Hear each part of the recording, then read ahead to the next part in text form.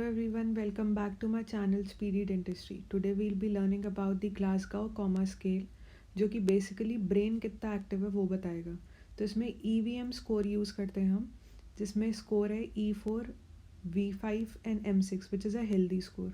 तो अब हम पढ़ेंगे इसके बारे में डिटेल में.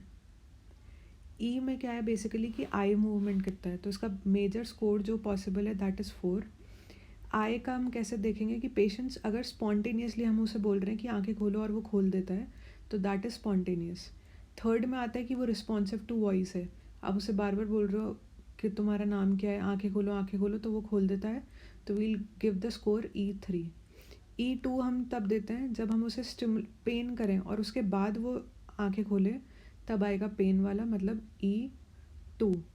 नेक्स्ट हमारे पास आता है पेशेंट आँख खोल ही नहीं रहा है, तो क्या है ये 1 स्कोर देंगे हम. तो EVM स्कोर बेसिकली हम क्या जानना चाह रहे हैं कि पेशेंट कितना कॉमा के स्टेट में. ये बेसिकली हम ज़्यादातर जब न्यूरोलॉजिकल इन्वॉल्वमेंट हमें लगता है, जैसे रोड ट्रैफिक एक्सीडेंट्स के बाद, तब हम EVM स्कोर या जो ग्लासगो कॉमा स्केल है उसे यूज़ करते हैं. तो we are clear with E4s. Now we'll study about verbal responses. जो V वाला स्कोर है वो पढ़ेंगे. उसमें क्या होता है, 5 आते हैं. सबसे पहला आता है पेशेंट ओरिएंटेड है. Oriented to what? Time, place and person. आपने पेशेंट से पूछा कि आपका नाम क्या है, आप कहाँ पर हो अभी, और वो ये सब बता पा रहा है, तो that is oriented. We'll give the score V5.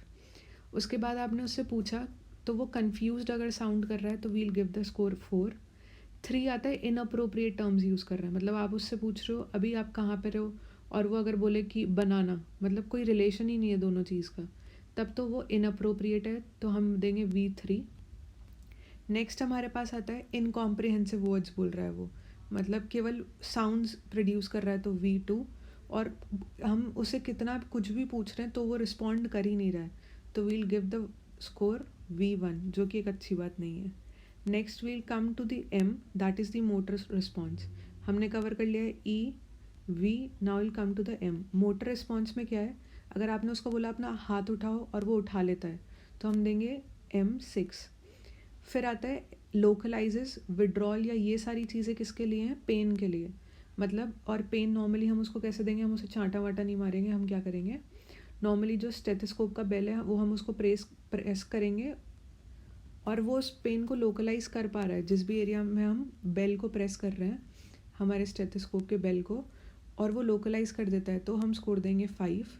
अगर वो उसको प्लेस करने पे लोकलाइज नहीं कर पा रहा और वहाँ से केवल उस हाथ को या उस पैर को या उस रीजन को विड्रॉ कर रहा है, तो हम स्कोर देंगे M4. Next comes the D कॉर्टिकेट.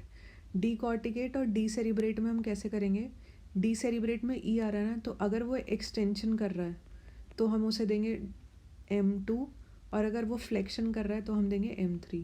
Last response, अगर वो बिल्कुल भी हमने उसको कितना भी मोटर रिस्पॉन्स एक्टिवेट करने की कोशिश करी और वो नहीं रिस्पॉन्ड कर पा रहा है हमारा पेशेंट, तो हम देंगे M1. So life is either a daring adventure or nothing at all. What I mean by that is कि या तो पूरा बॉडी रिस्पॉन्ड कर रहा है, या मिडिल स्टेज है, या फिर कुछ भी रिस्पॉन्स नहीं है. तो हमने क्या पढ़ा, EVM स्कोर, जिसमें मैक्सिमम रिस्पॉन्स तो क्या है, E4, V5 और M6. Thank you and stay tuned for more. Please like, share and subscribe to my channel Speedy Dentistry and Instagram handle MDS Easy.